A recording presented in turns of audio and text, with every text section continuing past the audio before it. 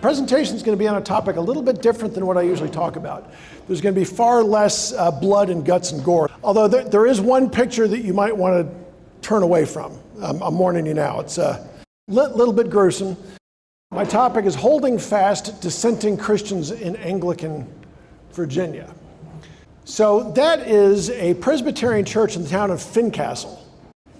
It's very old.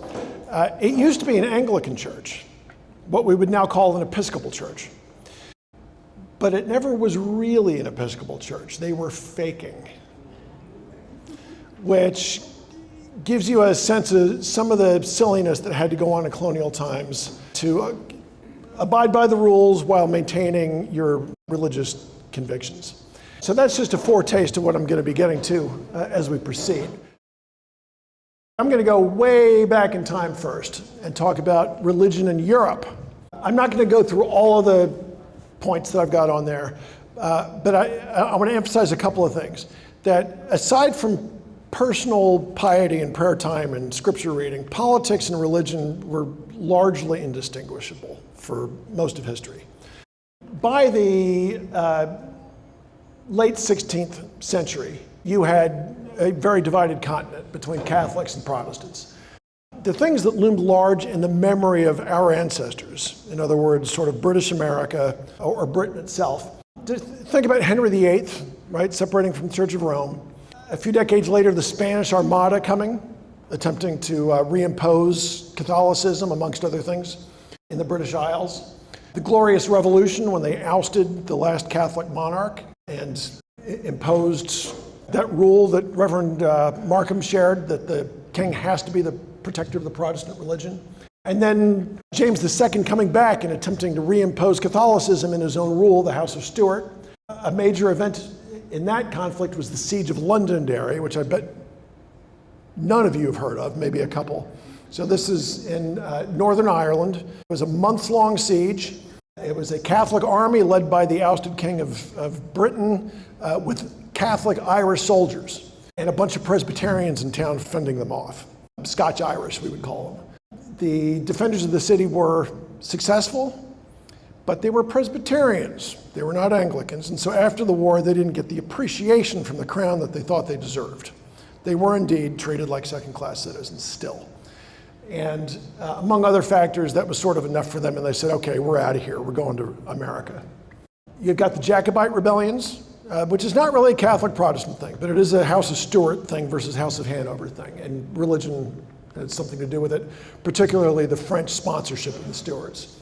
And then the French and Indian War, which we think of as a war with the French and the Indians, but it had very definite religious overtones, Protestant versus Catholic. Just to emphasize how gruesome and brutal things could be, that is a medal that was cast by King Charles IX, I think, of France. He's sitting on his throne, and on the ground strewed by his feet are these severed heads of Huguenots. Just as a reminder to everybody, right? So that's life in Europe in the late 1500s. After the Reformation in England, the debate shifts on the British Isles, not so much between Catholicism and Protestantism, although that continued to some extent, but between the Church of England, the Anglican Church, what is here the Episcopal Church now, and Calvinism, right, which came from Switzerland originally, and so that we remember these British Calvinists as Puritans, Congregationalists later, Presbyterians. They had very sharp theological differences with the Church of England on a number of points. They were vehemently anti-Catholic. Many of the strongest debates were, how much heritage from Catholicism should the Church of England hang on to? And this got down to like the hats the bishops wore, right? Very strong feelings about this sort of stuff. The Puritans we know as Americans as the colonists who on the Mayflower, right? So they were part of this, and they were as ginned up in this debate as anybody. They came here before the English Civil War began. English Civil War was brutal and terrible and long-lasting. It ended with the beheading of the monarch and the establishment of the British Commonwealth under Oliver Cromwell. He ruled essentially as a king, but he never took the crown. He died in 1658. He was buried in Westminster Abbey. His son took over. His son was not very good at the job, so people asked the king to come back, Charles II. So Charles II comes back. That's the Restoration, 1660. And one of the first things he does is send people into Westminster Abbey to dig up Oliver Cromwell's body and hang him, even though he's already dead. And then they cut his head off, and they put it on a metal spike at the end of a 20-foot pole and stuck it on the roof of Westminster Hall, along with two other people who had already died. The surviving regicides, the men who had tried Charles I when he was beheaded, they held trials for them, and then they were hanged, drawn, and quartered, which is a fancy way of saying tortured to death, right? Extremely brutal, horrible stuff. Then you've got the Glorious Revolution. William and Mary come and take the crown.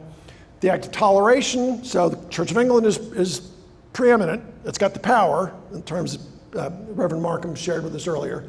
But we're going to allow Presbyterians and others to kind of do their thing, but they have to behave. And then the Act of Succession required that kings henceforth always be Protestant. If you watch the coronation of Charles III, he had to swear to protect Protestantism. All right, this is when you need to wince. That's Oliver Cromwell's head. It fell off the roof after several years. Some guy picked it up and took it home. And it was floating around in private collections and put on display until 1960, when it was finally buried at Cambridge or Oxford, I can't remember. So that's just to drill into you all, like how serious these religious fights were back in the day. Now, it wasn't just religion with the Commonwealth and the Civil War, but it was a major, major underpinning.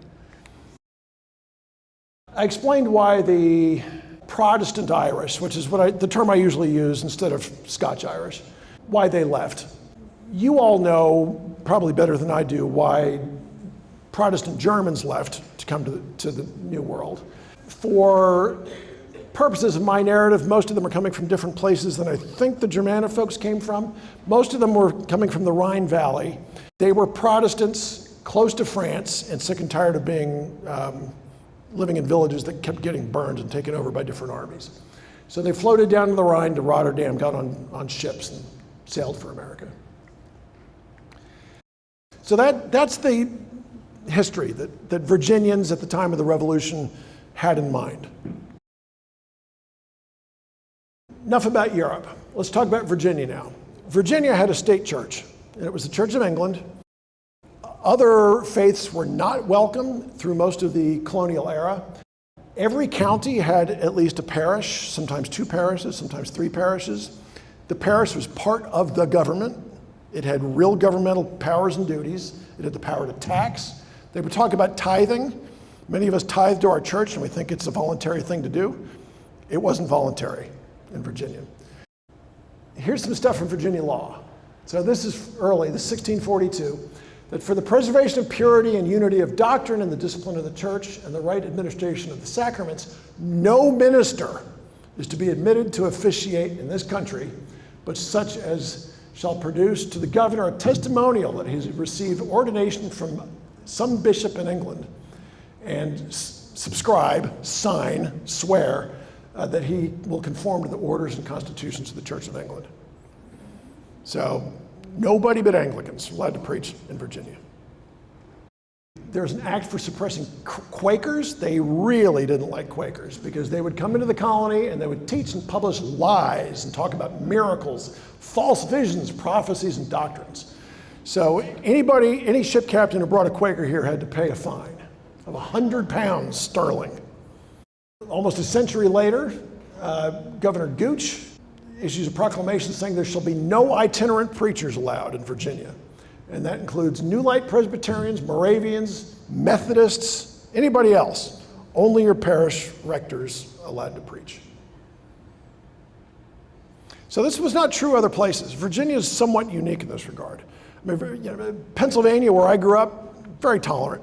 Not as tolerant as you think, but pretty tolerant, right? The Church of England was official in Maryland. People don't think it was Catholic. It was only Catholic for a little while. It was official in the Carolinas and Georgia, but it was not really that well established. And there was more religious diversity in those colonies than there was in Virginia. Virginia was pretty unique.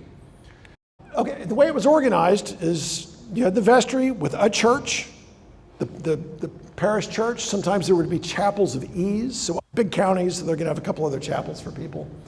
And you had a vestry of 12 people, which was initially elected and then self-perpetuating. So the powers and duties of the vestry, they could tax. It was the biggest tax people paid. They were in charge of the church building, of course. They could hire the rector. There was no bishop in the colonies, ever. And you could not be ordained by anybody but a bishop. So if you wanted to be an Anglican clergyman, you had to get on a boat and sail to London, get ordained and come back. And there was also no bishop to appoint rectors. So it was up to the vestry to hire people. They had sort of actually governmental duties. It was their job to care for the poor, for the disabled, for orphans, bastard children. If somebody was violating the moral laws, and there were moral laws, it was the church's job to take them to court. Early on, they were in charge of the roads and ferries. That was shifted later. Once every 3 years, the vestry would walk around your property to make sure that all the landmarks that, between you and your neighbor's yard were in the right places. So not the stuff that we think of churches doing now. And then the rector was, the preacher, performing normal duties, but one sort of governmental job was keeping vital statistics of births and deaths and marriages.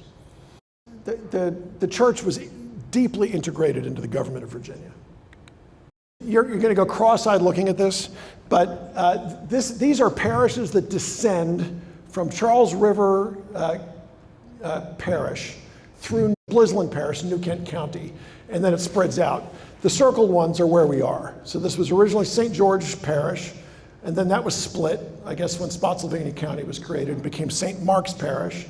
And that split, and if I've done my research correctly, we're presently in St. Thomas Parish. All these parishes still exist, they're just Episcopal parishes now.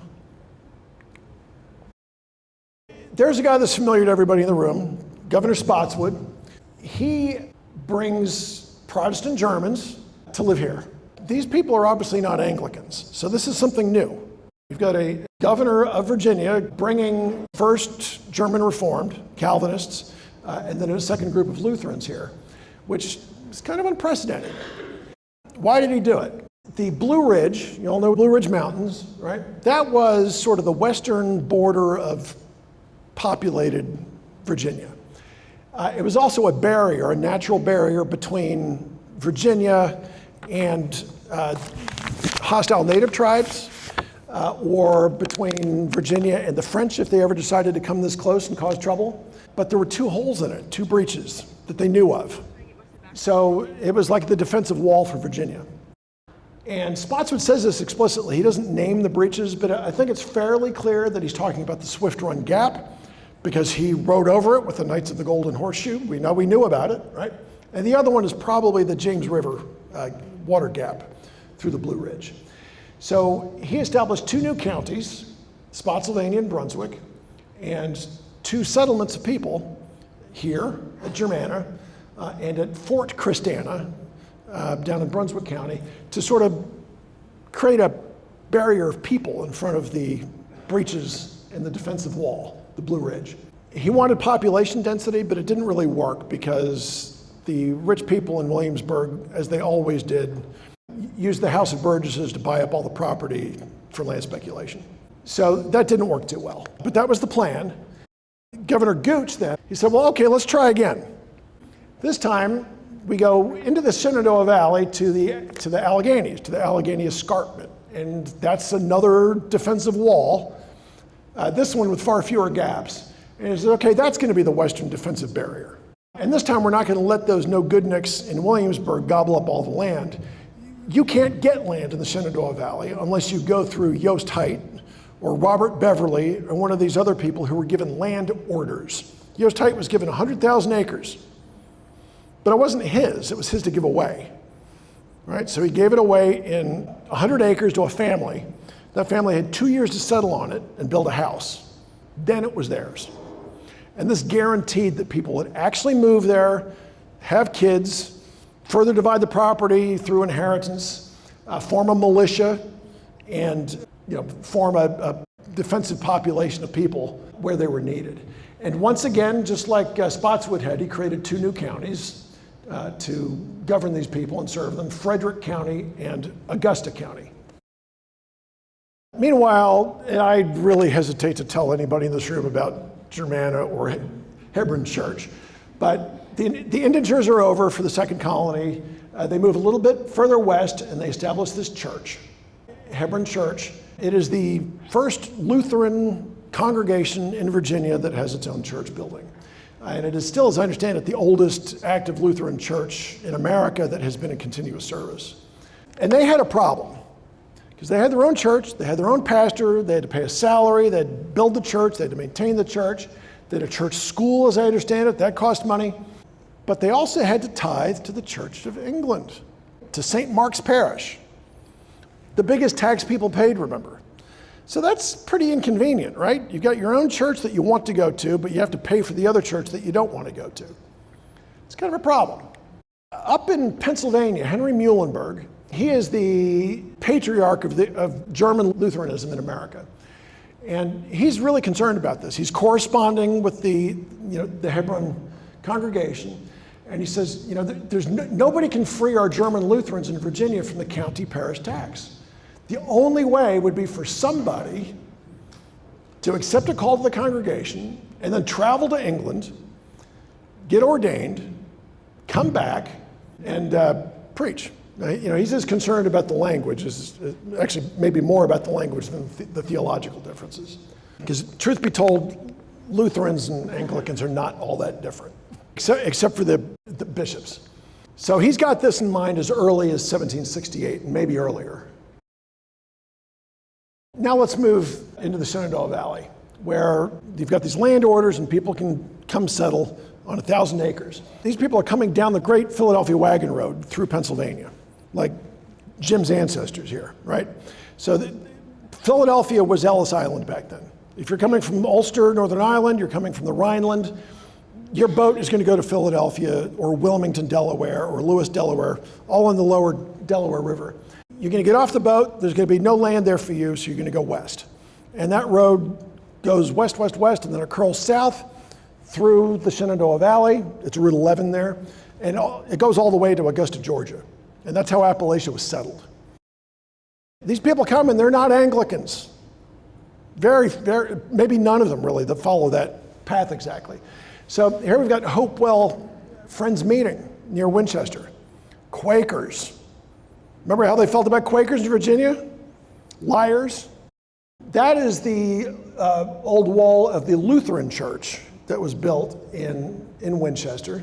Not in the center of town, because it's not the official church. It was built on the edge of town.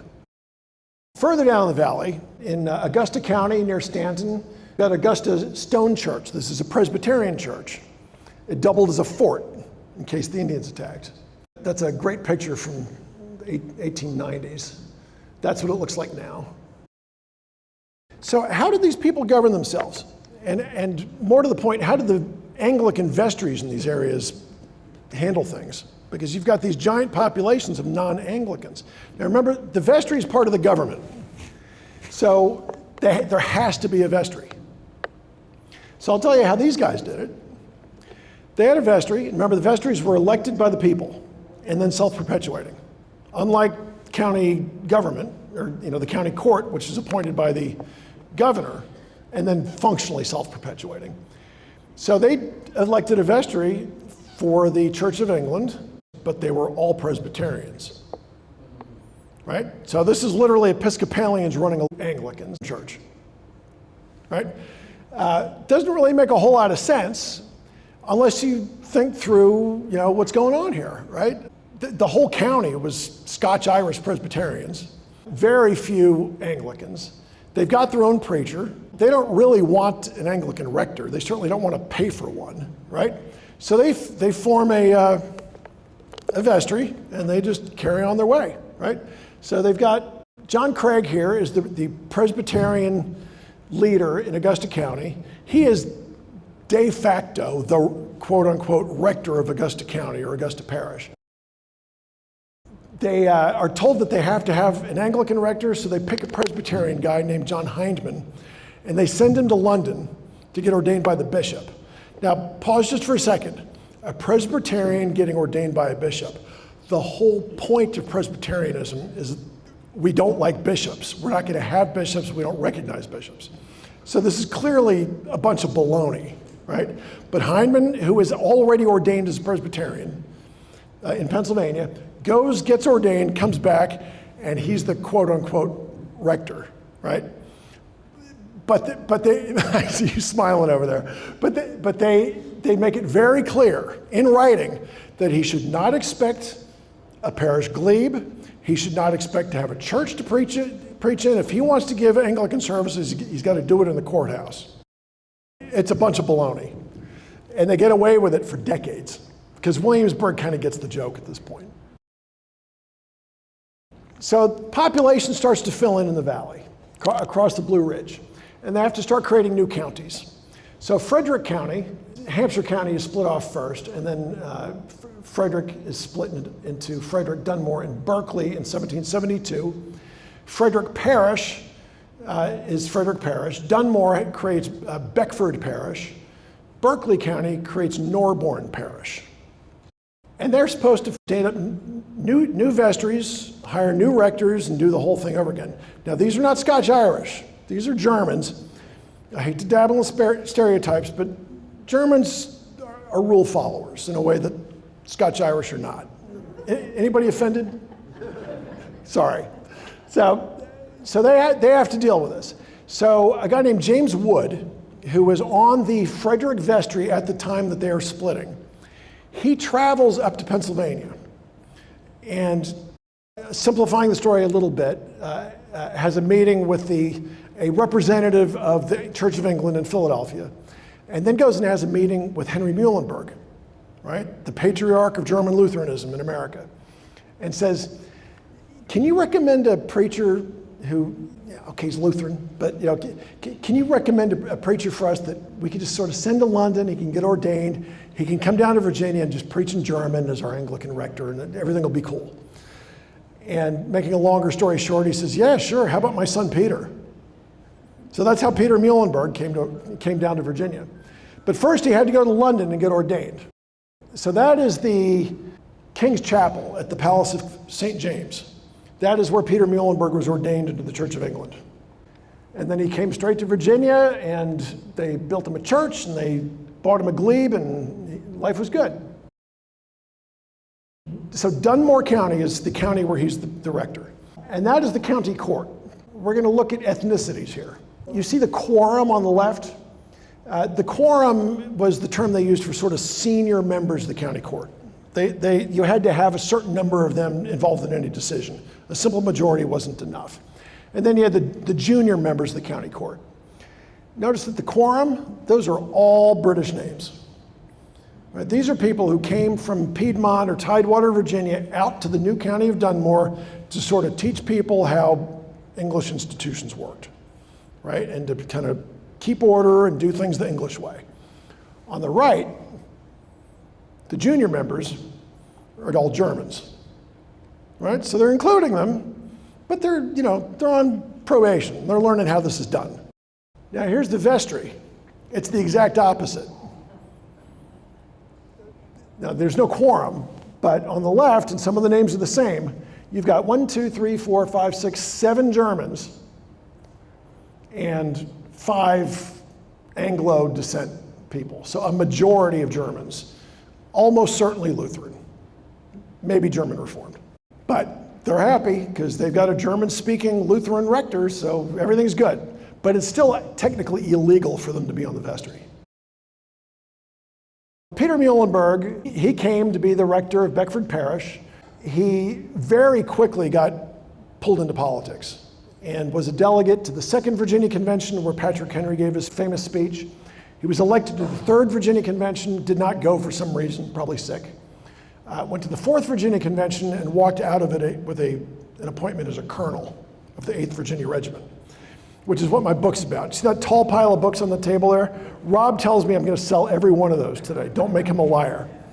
And then he gets promoted to general And then after the war, he moves back to Pennsylvania. We talked about Dunmore and Berkeley County. Now, Augusta County originally included everything in the southwest of that map all the way to the Mississippi. Just gigantic. Matter of fact, it technically included north of the Ohio, too. They split Botetourt County off in 1770, and that was everything in the southeast. And they created a new vestry, a new parish.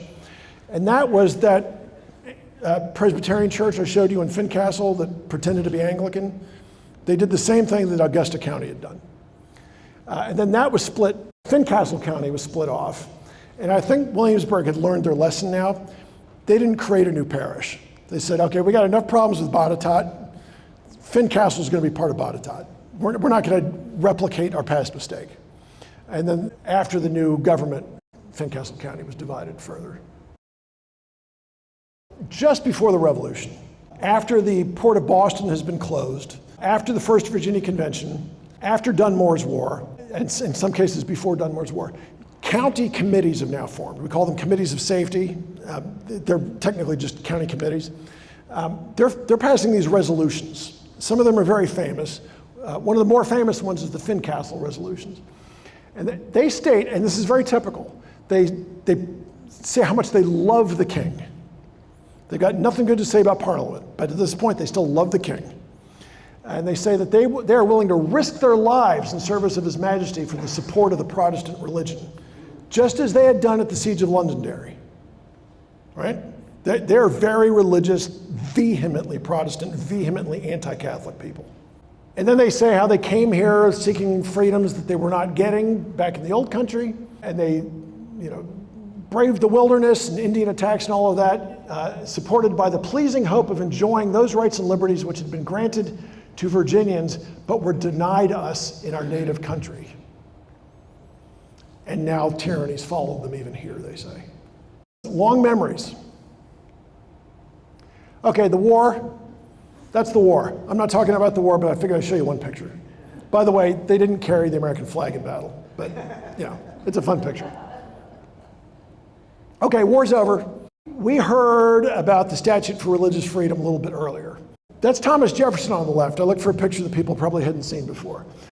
In 76, they did not disestablish the Church of England yet, but they did do something. And I'll just read this. So they had a long debate in the brand new House of Delegates in Virginia's new Constitution. It says, after a desperate contest in committee for 2 months, it looks like, his side finally prevailed only so far as to repeal the laws which rendered criminal the maintenance of any religious opinions, the forbearance of repairing to church. You had to go to church at least once a month prior. No longer the case. And further, to exempt dissenters from contributions to support the established church. No more mandatory tithing. And at least until the next year, we're not paying the salaries for rectors. So they haven't disestablished the church, but they have completely kicked the legs out from under it. The Statute of Religious Freedom is, figuratively speaking, in Jefferson's bottom desk drawer, right? Can't get it enacted until Madison is now brings up the cause again. Very late in 1785 it passes. It takes effect in 1786. And I'll read this even though it was quoted earlier. The enacting clause is passed without a single alteration. And I flatter myself have in this country extinguished forever the ambitious hope of making laws for the human mind. It had never been done before. Every country, everywhere, always, for all intents and purposes, we can find exceptions, told people what to believe religiously. Ancient Egypt did not have religious freedom, believe me. It is honorable for us to have produced the first legislature who has had the courage to declare that the reason of man may be trusted with the formation of his own opinions. Pretty darn cool, right? Okay, so what happens? Well, the Church of England in Virginia has been, first they cut off the money, now it's no longer even the official church. And lots of people have become Baptists and Methodists, people who used to be Anglicans. And of course, we've got lots and lots of Lutherans and Presbyterians out this way already. So Anglican churches just sit empty now. People just stop going. That's Little Fork Church.